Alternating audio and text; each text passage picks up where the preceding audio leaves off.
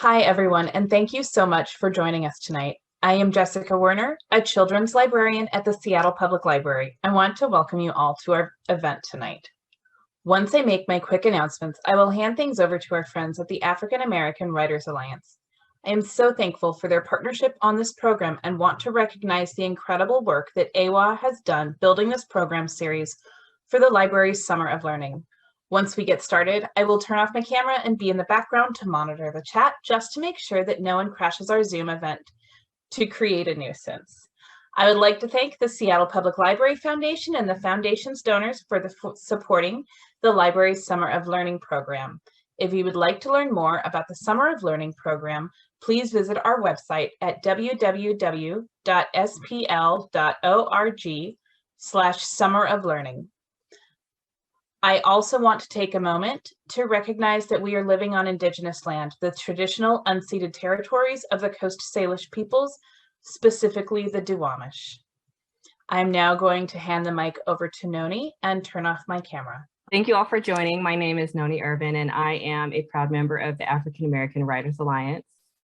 We're going to do an hour of storytelling around nature and the outdoors, including a variety of African American Writers Alliance writers and authors and poets and community guests and elders and storytellers. So we will begin with Marianne Osborne, who's going to tell us a little bit about the history of African American Writers Alliance. Marianne. Thank you, Noni. Good evening, everyone. Thank you so much again for joining us. We are the African American Writers Alliance. We're a diverse and dynamic collective of Seattle area, Pacific Northwest, national writers of African descent. And the Alliance provides an informal and supportive forum for new and published writers. We help one another polish our skills, provide peer review, and create opportunities for public readings like this evening, as well as doing other media venues and events. Ultimately, the group encourages members and the public and everyone we know to publish individually and collectively and to write. That's just a little bit about us. You can see what we do at www.aawa-seattle.org. So thank you, and back to you, Noni. Thank you, Marianne. We're going to start this evening off with our first poet and storyteller, Kabibi Monet. Kabibi is a native of Seattle and the executive and artistic director of New Black Arts West Theater, the oldest African-American theater company in Washington State. Kabibi is Nana, Queen Mother in Ghana, West Africa. She has worked with Stevie Wonder, Billy Preston, Kenny G, Gladys Knight, Roy Ayers, Hank Crawford, Brenda Holloway, Major Lance, Rufus Chandler, Martha Reeves, Ben Vereen, and Ruby Dee. Ms. Monet is also the founder of the Summer Youth Education, a free program for students 4th to 8th grade and 9th to 12th grade from 2008 till present.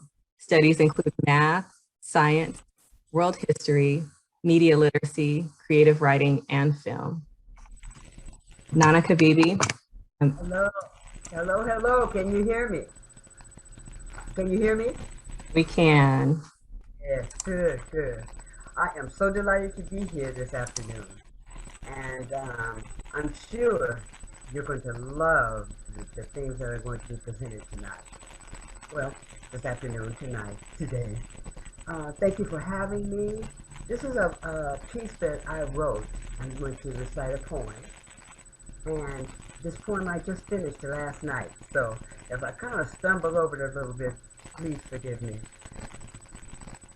Playing in the park, it wasn't quite dark and the mosquitoes were just coming out to bite. But we didn't care, we just had to be aware of the fact that we couldn't bite them back. Ooh-wee! I remember it well. No fear was there, not a care in the world. Love surrounded us everywhere. We would party with each other like real sisters and brothers, and we knew we all had each other's backs. And that's a fact. Do you remember when we used to go and be under the trees, and soon as the sun would go down, we'd have all the people in the neighborhood, all the neighbors in the neighborhood were there, dancing in the street to the beats. We sang the latest tunes, oh, so sweet. Imagine, if you will, the thrill and the feel of a perfect night. Oh, and all was oh so right. We didn't fuss or fight. Everything was all right. And we partied hardy all night long. Everyone was having fun. Even the babies got to run in the family relay races, tug of war, and softball paces. Was in their beautiful faces. I see all their faces filled with joy, love, and unity. I'll name it beauty, with love and humility for all the world to see. Oh yes, I remember it well. Can't you remember playing in the park till way after dark, surrounded by people you love? No stranger appeared without a welcoming grin and cheers from all people who gathered within. If you listen real close, you'll hear the elders boast about how much better they play cards than the others. Listen again and see the children pretend that they are the real Michael Jackson like no other. Oh, I remember it well.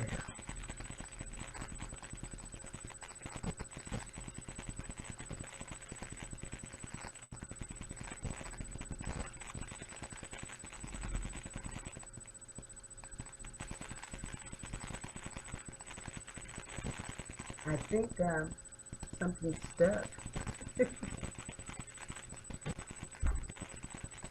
Ah, well, I don't know if you can still hear me or not.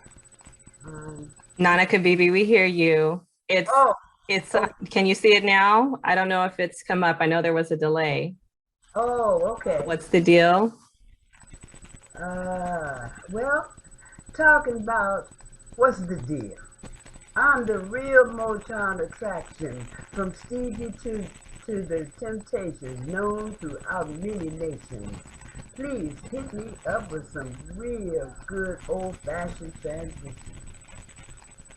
so I can commit to some positive attraction. Boy, sorry. Those summer days played in the park we hoped we would never end. Look out now. With minds like yours and mine, the memories will last until the end of time, playing in the park. I don't know if you did this or not in your neighborhood, but that's what we love doing most. In the summertime, when it was nice and hot, and the evening had a little breeze in it, and we would go to the Gessler Terrace playground, or we picnic at Madrona Beach, and just enjoy each other's company. Have the children, like I said in that poem, running around trying to be in the tug of war. It was fun. We loved it. And that's when our neighborhoods were real neighborhoods. Our communities were real communities. So all I know is I had a good time as a child outside in the element with people surrounding me with love. So that was my reason for writing this piece, because of the fond memories they bring. So I think that's all. I'm so sorry I couldn't see all I was trying to read. Technical difficulties, y'all. That's what we're working with now. Pretty soon, what's going to happen is that we're going to be the robots, and the robots is going to be the people in a minute. Thank you, Nana Kabibi. Oh, that was wonderful. And let's just acknowledge how wonderful it is that you are on Zoom with us. And in spite of technical difficulties, we are resilient and we will still show up and make our voices known. So bless you and thank you. Thank you. It's an honor. Next up is Marianne Osborne. Thanks again, Noni.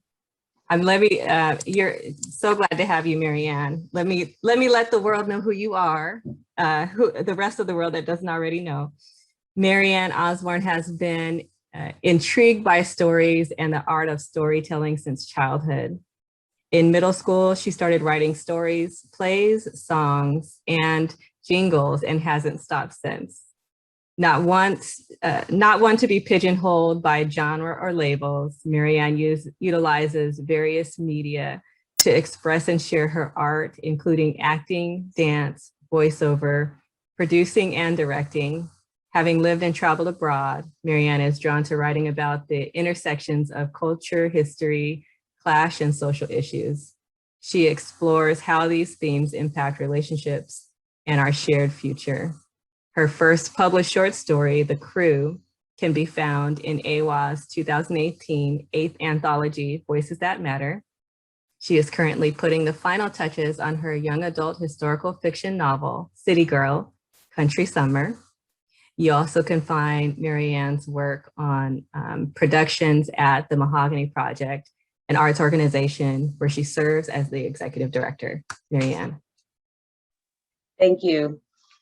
That was wonderful, Kabibi. And I also, this is a new piece for me too. And it's called Hiking, Canoeing, and Swimming, working title. Okay, everyone? I hope you like it. Spring had come to the city. The flowers were all in bloom. And little Zahara loved the springtime, especially when walking to school. She would take her time and wave at the squawking birds in the trees and look at the colorful roses, their scent floating in the breeze. And far off in the distance, Mount Rainier, full of snow, made her feel so special, her body all aglow. She didn't mind the bugs and bees or the pollen in the air. Zahara means to bloom and shine, and there was magic everywhere. At school, she liked reading and writing, math, music, and art, hanging out with her friends and playing in the park. She was thankful every day for the food her family had to eat. Thankful for her parents and her two big brothers and the shoes on her feet. But when spring came to an end and summer was just beginning, her parents told her something she didn't expect that set her mind spinning.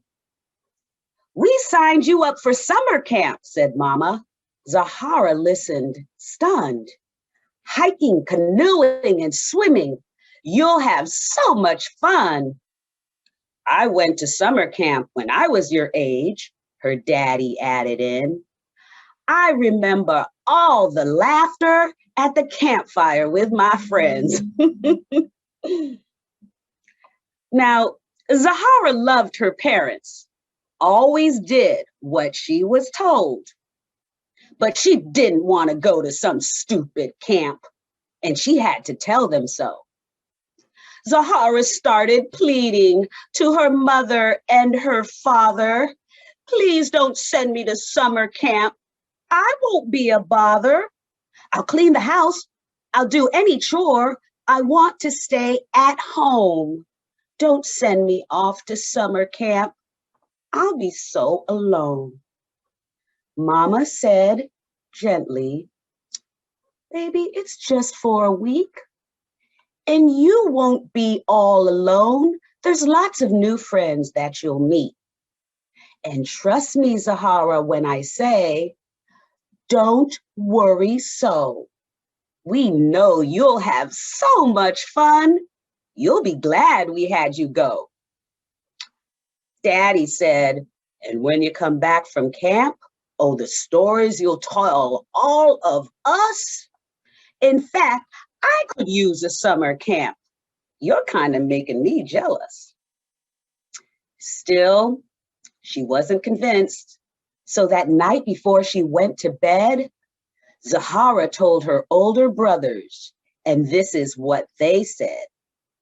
Little sis, don't you worry, and don't be so sad. Hiking, canoeing, and swimming?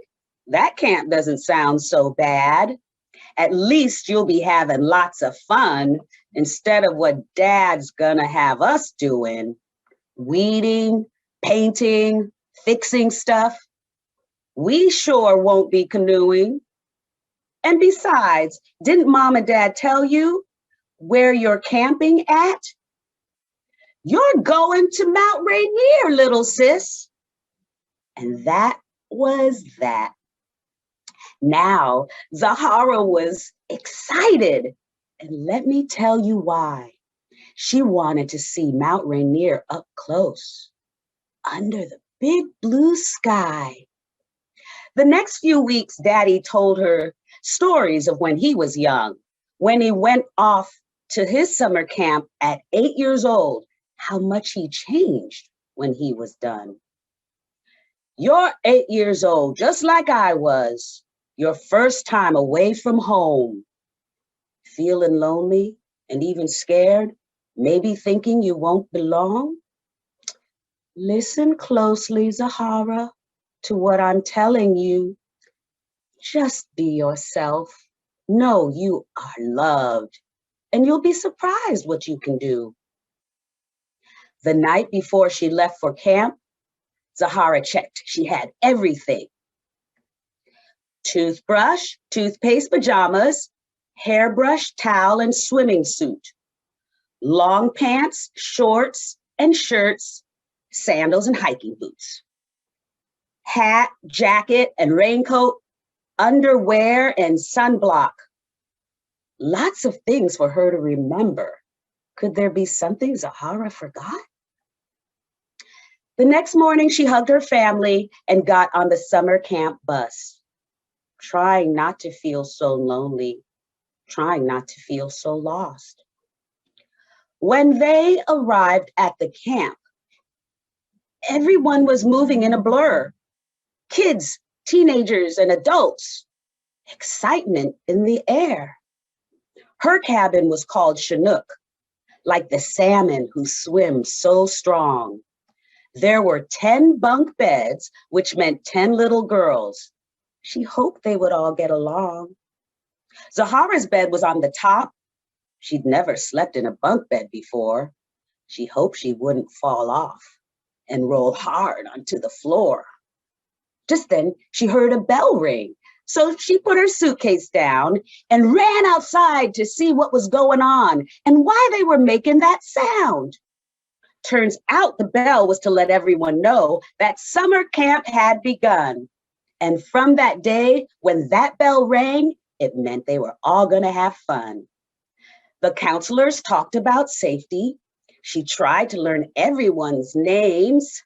They ate lunch together under the trees, and they played all these fun camp games.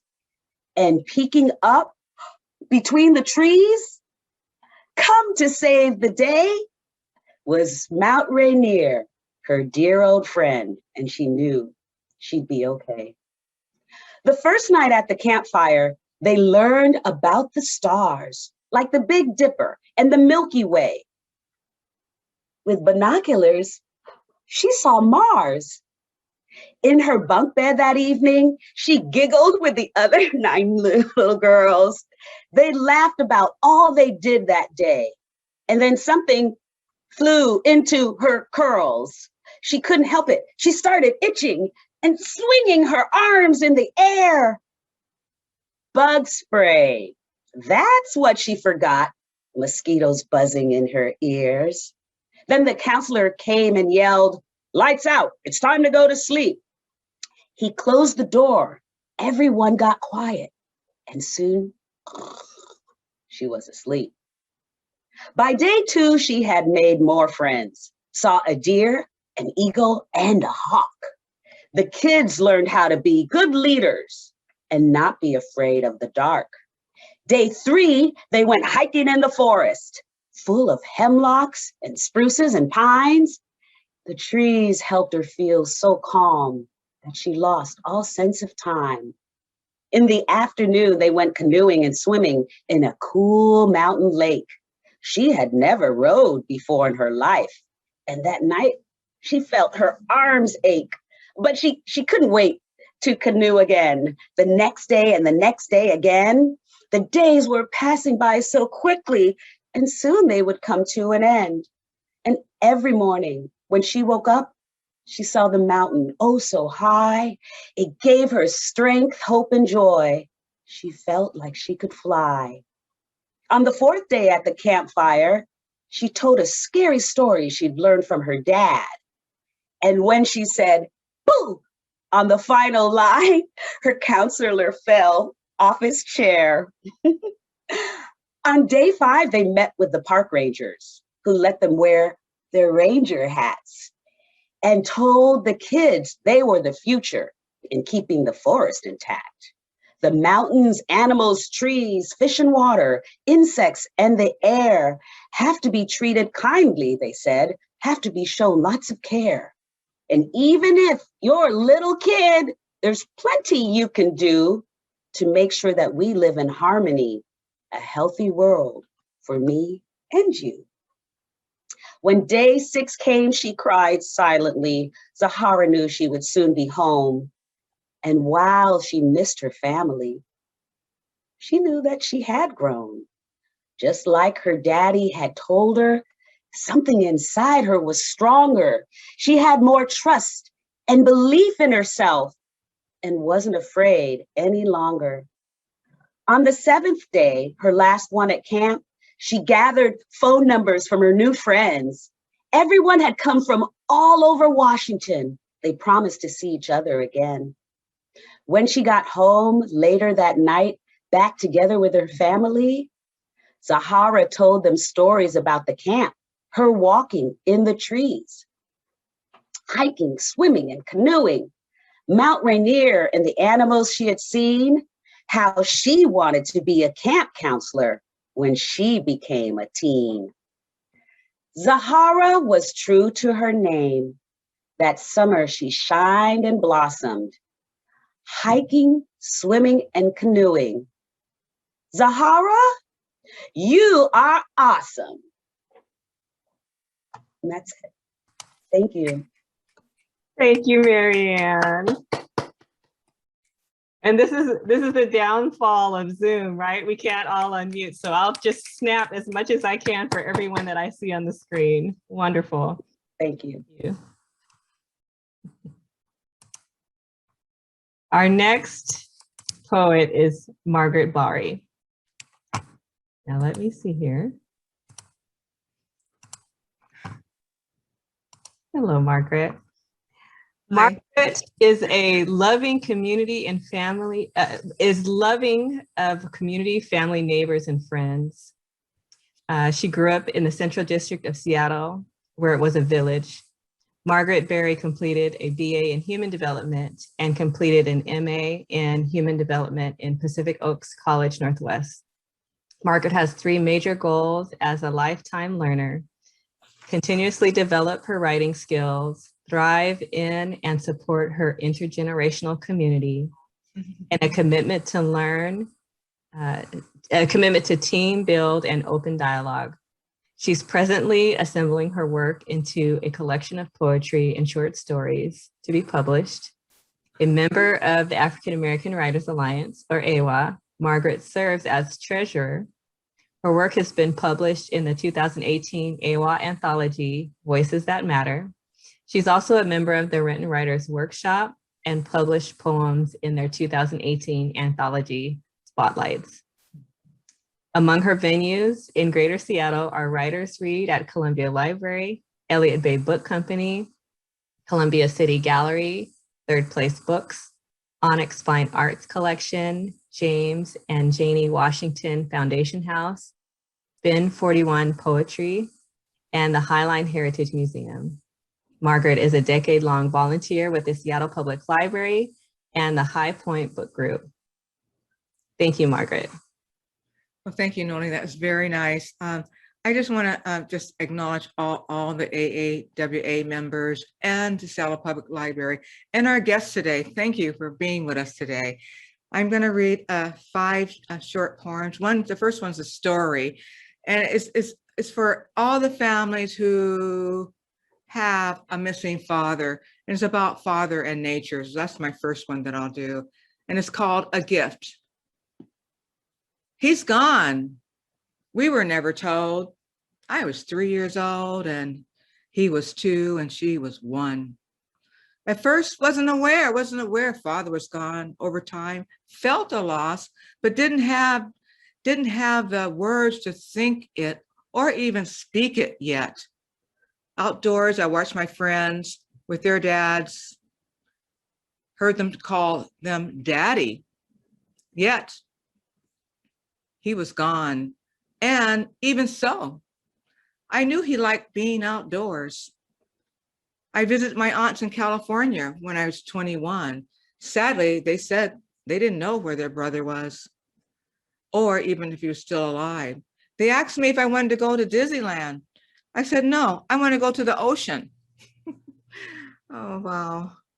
And while I was there at the ocean, I thought the smog were the clouds.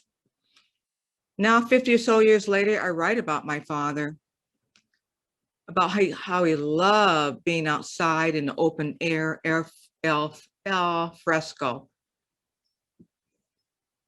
He took us outdoors, and the first time I'm dressed up like a little doll with petticoats and an outer coat too, white socks and patent leather shoes, like I was attending a formal event. The smell, he introduced my brother and me to nature. The smells of the evergreen after a rainfall, the seagulls, the robins, and the ducklings following their mother. We sit and watch the wind blow over the water, sunlight glistening in harmony with the lace waves. Their eyes all seeing from way up high, eagles and hawks dive into the water and pluck out a fish. We played in the sand, the warmth of sun.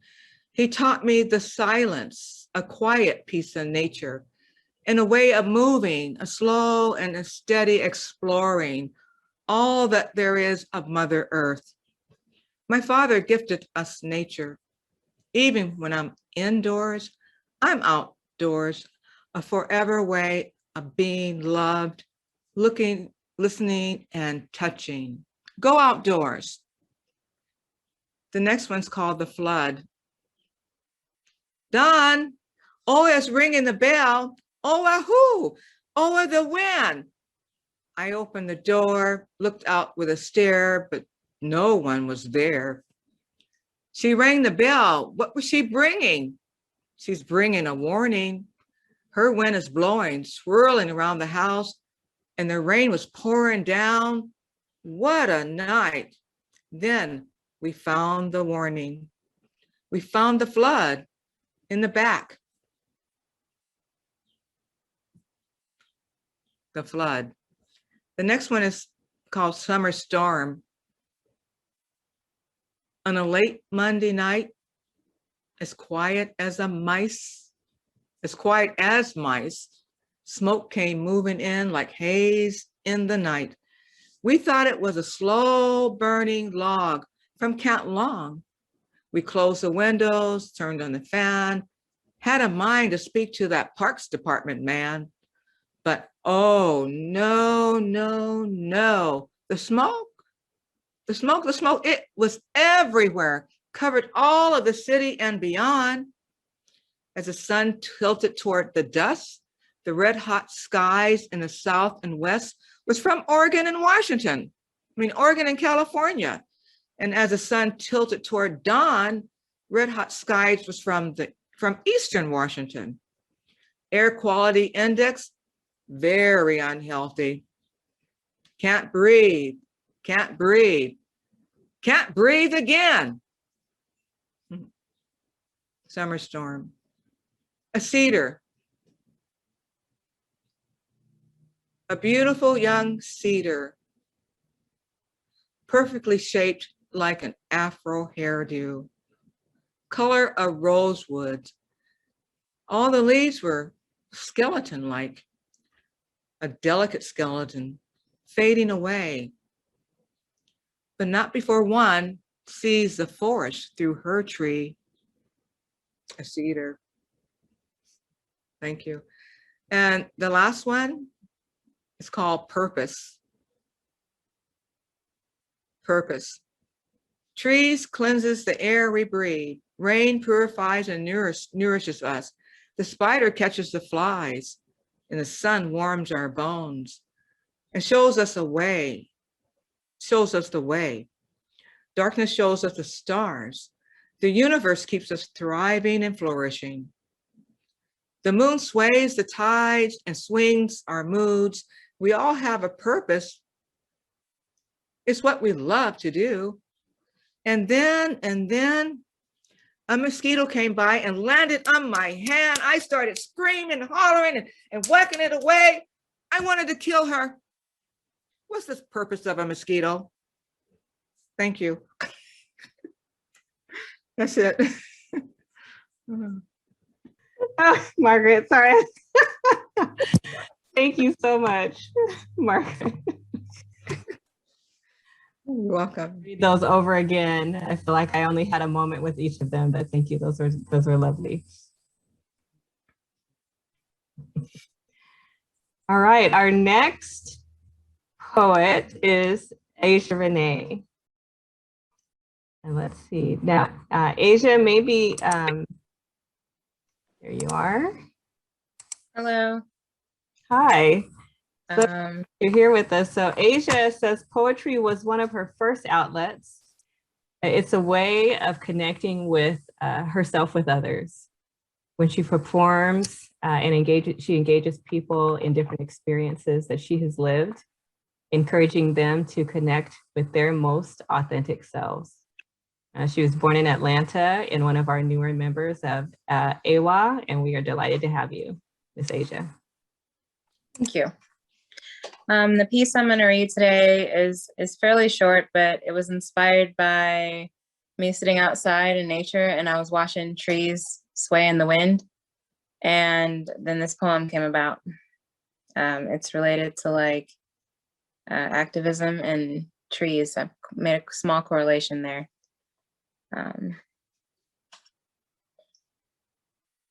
Little trees dance in the wind, resisting the pull on their roots in deep soil. But without the wind, there'd be no adversity to strengthen the tree's limbs. Adversity and injustice can be the precept for growth and winds of change. If perfection was the beginning, there could be no triumphant victory. I hope you dance, trees, fight for your right to live free. Too often denied, cut down, and exploited, but I see you. Your branches of activism sway with the wisdom of ages, and the pages you turn into I etch gracefully, honoring your sacrifice. Like those who compose heritage, you gave me ground to stand on. Dance to the songs you know, from indigenous mouths to boisterous whistles of air. Thank you.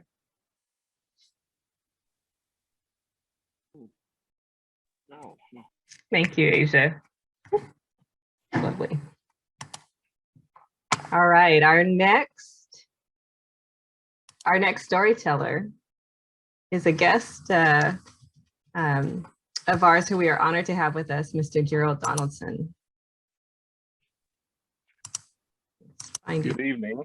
Hello, thank you. We're so glad that you're here. Well, thank you. Mr. Donaldson, we are so glad to have you. Mr. Donaldson is not a member of African American Writers Alliance, but he is a community elder and a beloved educator.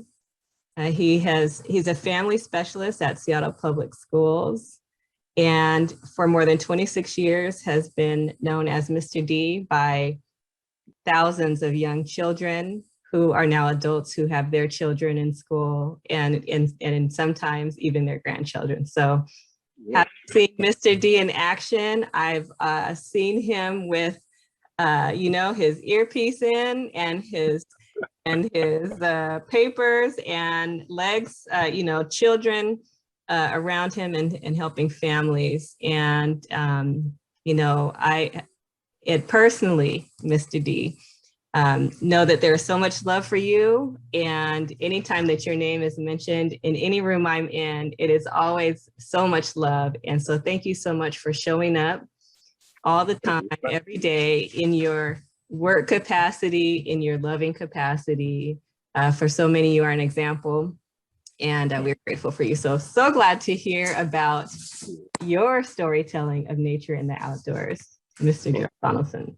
Thank you, sister. I appreciate your words. And to the queens, them poems were fantastic. And it just, as you were talking, it brought back, I could feel being out in nature. So my wife and I purchased our first motorhome in 1995. And it was really just to get our babies out of the house and out of the neighborhood and just get back to nature, get back and get, like the poem said, get out into the nature, the trees, the activity, some freedom, space, air, and the nice trips. And as we progressed in our motorhome, we bought the second one in 2003. And then we started making long trips. We took it cross country, went to Niagara Falls, down to California, Texas, and seeing different national monuments like, the Carlsbad Caverns, Niagara Falls, the Badlands, stuff like that. So when we were traveling, though, a lot of times our son and his friends, we took a lot of our neighborhood friends, his friends with them, would always say, "Oh man, I'm so tired of riding." And when they get there, they don't enjoy it. But as they got older and they kind of grew out of that, they still would meet once or twice a year and talk about that activity. And so I think that experience really helped them in understanding the importance of nature. And I think that's what they got out of it. So I know they enjoyed it. We enjoyed it. And then currently, we just bought our recent motorhome in 2019. And we still experience the road, but it's just my wife and I, and sometimes one of our friends would go. But now, this past year, we joined an organization called NARVA, the National Association for African American RVers. And to see, and currently we are in Gillette, Wyoming, and to see over 200 RVs with all these beautiful Black folks down here is really eye-opening. And it's a beautiful sight to see. We have a lot of activities we're doing. We're still traveling, seeing different sites, but just the thought that, and NARVA's been around since 1994, and they have these national rallies in different cities. So we get a lot of different history as we travel. But again, just seeing the camaraderie and the Black faces and just the love and the joy just being out in nature. It's beautiful here. We had a thunderstorm and rainstorm earlier today, but that didn't deter any of the fun. There has been street dances at night, gatherings like that. So it's been a really good experience. So I would really suggest you want to know more about NARVA. You can Google their site and it'll give you the complete history of how long it's been around, the founder, and why they started the club. So it's something I wish everybody could experience. And if you have any questions, again, go to that website. But I know y'all will enjoy getting out in the open air and enjoying RVing. Thank you, Mr. D. That was wonderful. And now you're in your RV right now, right? Yes, yes. Excellent. Well, we are grateful for technology that you can still be with us while you're across the country. So that's wonderful. Thank you. Thank you. Thank you. All right, our next storyteller is Kathia Alexander. Let's find you, Miss Kathia. Kathia is a writer, actor, storyteller, and teaching artist. Her writing has appeared in Colors Northwest Magazine, Arcana Magazine, Raising Lily Ledbetter, and the Pitkin Review. She has won the Jack Straw Artist Support Program Award, Four Cultures Artist Projects Award, and the RAP Award, Youth Arts Award, and the City Artist Award from Seattle's Office of Arts and Culture. Her play, Homegoing, was chosen for residency at Hedgebrook Women's Writers Retreat, and her play, Back to My Roots, African American Tales from the Head and the Heart won the Edinburgh Festival Fringe First Award in Edinburgh, Scotland for outstanding new production. Her collection of short stories, Angel in the Outhouse, is available on Amazon. Ms. Capia. Thank you. I think I'm unmuted, right? So my story is called In Bloom. Belle put her fingers on the ground. She breathed in the dark odor. The dirt under her hands then turned her nails a black color. She take the seeds out the bag where she then placed them with care. She pat the rich, dark gray dirt. Then she take a sniff of the air. The air smelled wet like the dirt, warm and moist like a mist. She take a handful of dirt and let it run through her fist. The sweat on her face dropped into the black earth. The soil looked like it's mixed with some oil, it's so dark. The dirt feel kind of gravelly, full of pebbles and grit. She rubbed the dirt on her fingers right down to the tips. She raised her hand so she can wipe a strand of hair from her eyes and try to remember when she last had her hands in the ground. She ran the memory in her mind, thinking back on that first day. That day the sun wasn't shining neither. It felt a lot like today, like the whole sky was heavy with the love in her heart. She was pregnant with Clyde then. That was when it first started, that she planted a flower bed for each one of the children she expecting. That time it was American Beauty roses. For Vernell, she planted daisies. AD handed her the star flower. Then he get down on one knee. It reminded her of the first time that she told him that she was expecting. They was in a garden then too. She was just a scared young girl then. She kicked the ground with her shoe. Is you all right, AD say? It was the same thing he say to her when he find her out in the first garden. That first time, back then, when all she had was love in her heart.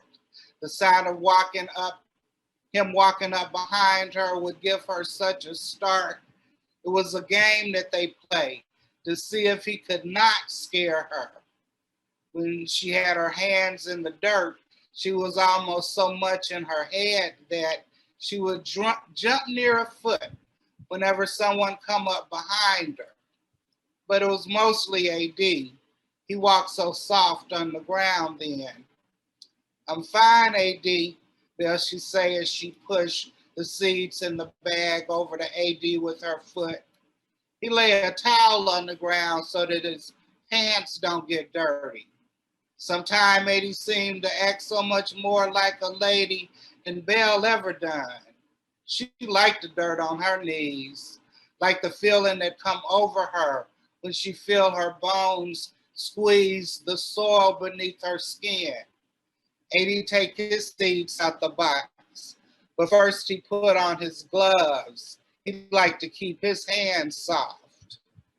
Belle's hands full of calluses from cleaning white ladies' houses. AD is a janitor, but his hand's soft while hers is not. That's okay. It's just another one of them things that make Belle marvel at how they've been together for all of these years. The sky growing darker, clouds is off in the distance, the sun going down, and they still is not through yet. Belle want to get these seeds planted while it's enough light left to see. She take another bag from the box, and he take one too, but then he look at Belle and he say, why we don't do this no more? Work in the garden together like we used to before. Then his voice trail off. He don't finish his thought. They'll finish it in her head before you tear apart my heart. A fat raindrop fall out the sky on her cheek. It mixed with her sweat. She opened her mouth up to speak. She mean to tell AD to hurry, but the words that come out is this. AD, I done loved you for so long that it hurt. I never meant to hurt you, Belle. Never meant a lot of things. I done learned to forgive. She grabbed a handful of seeds. I don't deserve your forgiveness, but I appreciate it just the same. Another raindrop falling to her hair, which is thick as a mane. We better get this job finished. It is starting to rain. AD say, you think the day will come when you will love me again like you used to love me before the bad things that come? She say, I done loved you enough to bear you 3 daughters and 6 sons. And now she pregnant again.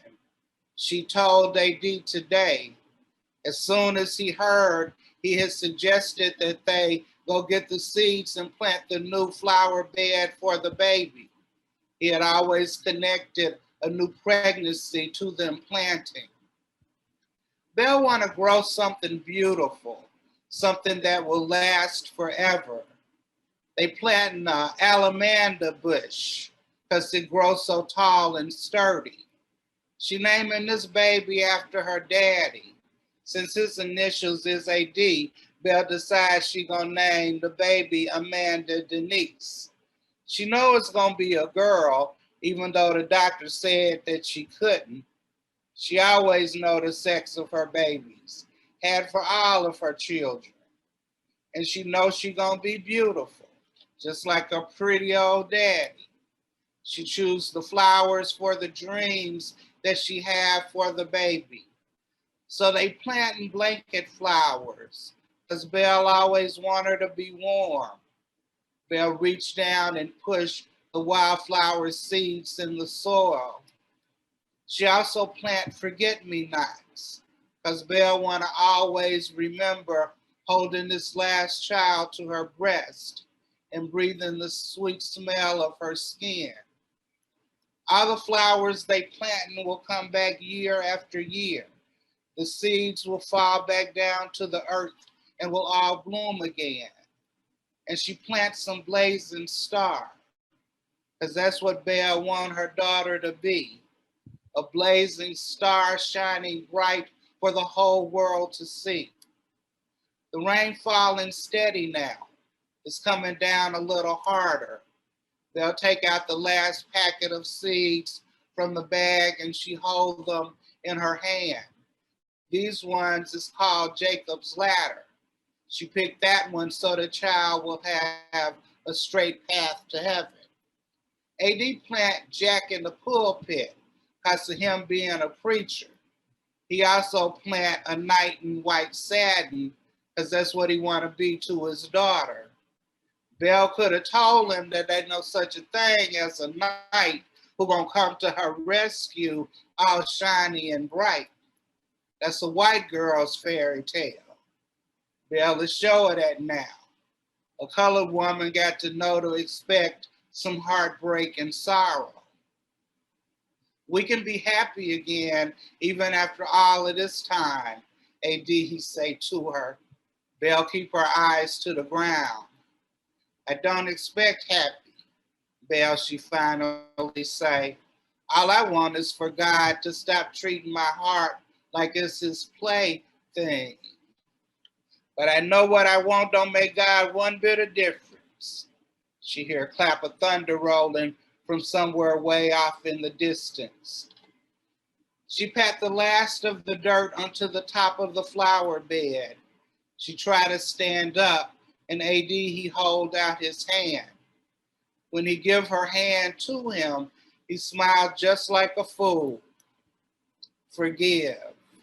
That's what God had told her to do, and she done tried to do that with every beat of her heart, put all of her energy into keeping her family from falling apart. That was over 20 years ago. She done forgive, but not forget.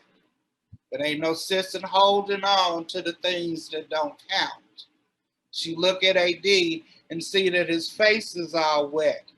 Tears of happiness in his eyes for this baby the Lord give him. Belle ain't a crying kind of woman. She leave that to AD. They done got the dirt all dug up and planted wildflowers from seeds. All of a sudden the heavens open, rain fall down like a sheet. They run back to the house, both their clothes soaking wet. Belle grabbed 2 towels and hand one of them to her husband. She looked out the window at the work they done accomplished. The day looked like it's shining, even in spite of the rain. And the ground is opening its mouth as if saying, I received this water so that all of your dream flowers will grow. Whoever passed by this mound of earth from now on will be overcome by the colors of wild ginger and morning glory, and the fringed blue star and the violet blue-eyed Mary, the passion flower and mist flower, the blue hearts and butterfly pea. Planting these flowers have been a real blessing to me, Belle say to her husband. He look over and smile. I'm glad, he say. He reach out and cover her hand with his own. Belle, she sighed way deep down in her chest. As they walk slow together to the bedroom, Belle sing under her breath. Lord, I know I've been changed. Lord, I know I've been changed. Lord, I know I've been changed. The angels in heaven done sign my name. That's it. Miss Kathia, you always break me down. I'm trying my hardest to hold it together. Thank you so much. Thank you. That was wonderful. Well, before we go into Q&A, I do see that Dr. Georgia McDade made it into the room. And I don't know if we were able to get that mic working, but if not, I'm just going to say wonderful things about you. Can we hear your voice yet? Yes, yes. Oh, wonderful. Thank you. Well, I don't know if you want to read, but I certainly don't want to pass up the opportunity to introduce you and let you say whatever you want to say before we go into Q&A. Is that okay with you? Okay. Okay.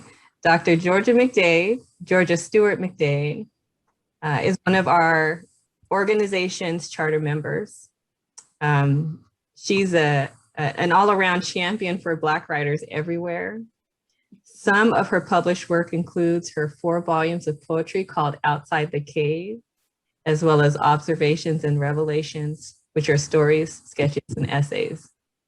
I'll say personally, Dr. Georgia McDade is always pushing us and reminding us to write and write it down and to record it and capture it and tell our stories. And is a big part of how we ended up able to partner with Seattle Public Library in the sharing of our stories for this event and hopefully for future ones to come. So Dr. McDade. Good evening, everybody, and I'm very happy to be here. Yesterday, Apple worked on my computer, and I learned today when I called them, when I didn't realize what had happened until I tried to get on right before 5, and they fixed it. But anyway, that was the problem. I do have a story, but I want to make sure we have enough time to do the writing. So if I don't have to read it, I can read it later. Please do. Okay, Mount Rainier has been mentioned, and my story is entitled Sightseeing Around Mount Rainier. I grew up in Louisiana, where the highest natural something I'd seen or saw growing up was a levee, until I took my first plane flight when I was a college sophomore. I went to Salt Lake City, Utah for a national meeting, and there seemed to be snow-covered mountains everywhere. My 3 roommates, all of whom had flown before and had seen snow like this, laughed at me because I would not let them close the curtains at night. I just lay there and looked out the window at the snow. The only word I could think of was breathtaking. And I still remember the scene as if it were yesterday. When I came to Seattle and I flew here, got to fly over Mount Rainier, but this was several years later. The first thing I thought about was Salt Lake, breathtaking. And then I saw other mountains. It's like everywhere, mountains. I said to myself, never again can I live somewhere there are no mountains. I learned that the mountain was not out every day, but I loved the days that it was. And in July of 1970, I made my first trip to Mount Rainier. I can close my eyes now and remember the feel. There were 4 of us, and we were throwing snowballs in July. In Louisiana, we didn't even have snow every year, and I'd never seen 2 inches. And when I read in the paper there were 47 inches of snow, I thought they had forgotten the decimal point. I didn't know it could be 47 inches of snow. Nature in Seattle had won me over with little trouble. And even today, despite the heavy traffic, I travel down Rainier Avenue whenever I can see the mountain. I don't care how slow I have to go. I'm just looking at the mountain. So I made up my mind I would go to Mount Rainier annually. And anybody who visits me or a friend of mine for at least 4 days gets a visit to Seattle. I just take them to Seattle. I've stayed at Paradise several times. So when I went to a TCC Foundation auction, I saw they had a flight for 4 around Mount Rainier. I didn't know such things, that you could fly around Mount Rainier. So after a few minutes, I decided, okay, I'll bid $100. I mean, that's a lot of money for me, okay? But I knew I wouldn't win, but I just felt good. I knew I was gonna make a donation, so. I put down my bid, and then every so often I would check. And eventually I forgot about it between talking to people and looking at all of the different things. You know, it was just nice to be there. The auction ended, and lo and behold, they called my name. I had won this flight around Mount Rainier for 4 people. It should have cost $250, and I was getting it for $100. I considered myself so lucky. Then I had to find 3 persons to accompany me. And I was thinking about Bezos and how so many people wanted to go up there with him. And then I've run into other people, no, the Lord means for me to stay down here. And I just wonder how many among you would like to go, because I would like to go. I know it's environmentally, it's not good, you know, financially, but I would love to go. Anyway. So I didn't think I would have any trouble trying to find but 3 people to go with me. So the first person I asked was in her 70s. She had lived here over 50 years and had never been to Mount Rainier. I thought that was a tragedy. She said, oh, honey, no, thank you. I don't want to go in no helicopter. I was just so shocked. Then I asked my housemate, my former housemate, and she was taking flying lessons. I knew she wanted to go. Oh no, I don't want to go. You don't want, no, I don't have time, she declined. I couldn't get either my sisters to go. I just couldn't understand why nobody wanted to go on this trip. The 2 women in my carpool didn't want to go. And I don't know, I guess the auction was in October. And I was still trying to find some people several months later. I couldn't believe I was having such luck in not getting takers. So everybody seemed to be afraid. Then, of course, that made me wonder, well, is something wrong with me? Because I wasn't afraid. I was excited. In the meantime, the pilot of the plane would call me every day, Monday through Friday. He would call and say, today is not a good day. Or we can't go today, or it's too windy today. And it went on for at least 3 months. He would call me 5 days a week, and I was a little bit annoyed. So he'd call, and before he could say anything, I'd say, no flying today. And he laughed. After about 5 months, I didn't have a lot of enthusiasm. And besides, I still hadn't found anybody willing to go with me. And I thought, since I was getting four people could go, I was wasting money, although it was a bargain. That quarter, to a young couple, they hadn't been married too long, but they got in the carpool, and I happened to mention it to them, and they were jubilant. So at least I had 2 people to go. It's not that I didn't want them to go. I just wanted somebody I knew to go, and somebody who might not go by themselves. But anyway, the 2 of them decided that they would go with me. So after about 4 months, I received a call, and before I could say anything, the pilot said, I have some good news and some bad news.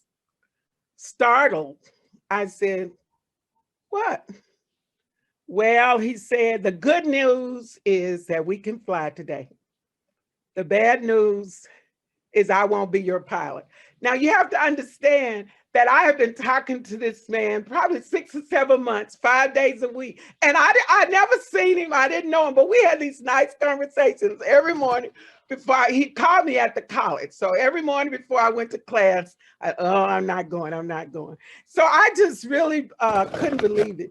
He seemed as disappointed as I was. Then he said, oh, it'll be fine. I said, but I thought you were going. He said, well, I did too, but I just can't do it today. And today is a good day. He says, what if I told you that the pilot who will be flying is the pilot who taught me to fly? And then, of course, I felt a little bit better. I said, okay, all right. So by the time the 3 of us left the campus, my enthusiasm was almost normal. We got to the airport about 45 minutes. The airport is in Eatonville, and the pilot was at the plane by the time we parked, got out of the car, and got over to the plane. We introduced ourselves, and he said, what kind of time do you have? I told him that the trip was for an hour around Mount Rainier. He asked if we had to return in an hour, and we looked at each other kind of funny and said, well, no, we don't have to come back in an hour. So he said, okay, let's board the plane. So we got on. The pilot was retired, and he didn't get to fly too often. And for years, he had flown whenever the weather was good enough to fly. He decided that he would not only take us around Mount Rainier, where he was supposed to take us, but he also took us around Mount St. Helens and Mount Hood. I don't remember how long we were in the air, but much longer than an hour. And the feeling was like none I'd ever had. We took photos to our heart's content. And since all 3 of us were by windows and all 3 of us had cameras, all you could really hear was, oh, ah. We just enjoyed ourselves. And the pilot was as excited as we were because he could tell how, excited we were. I paid $100 to do something I never imagined doing, accompanied by 3 persons who were excited as I was. After all these years, this is the most I've ever gotten for $100. It was excellently spent money. Thank you. Thank you. Oh, that was fun. Wonderful. I have to add the woman who was my housemate for over 2 years, I told you was taking pilot lessons. So I said, well, just tell me, you were learning how to fly. Why did you want to go? And she said, the most dangerous place to fly is around the mountains because you never know what the air will do. I said, well, why didn't you tell me? She said, well, I didn't want to stop you from going. But anyway, I love it. I love it. If you get a chance, you should fly around the mountains too. Oh, wonderful. Thank you, Dr. McDade. Well, I just want to say thank you so much to all of our poets and storytellers and those who joined us today live and those who will join us virtually on video and podcast or whatever virtual media we have. So thank you so much.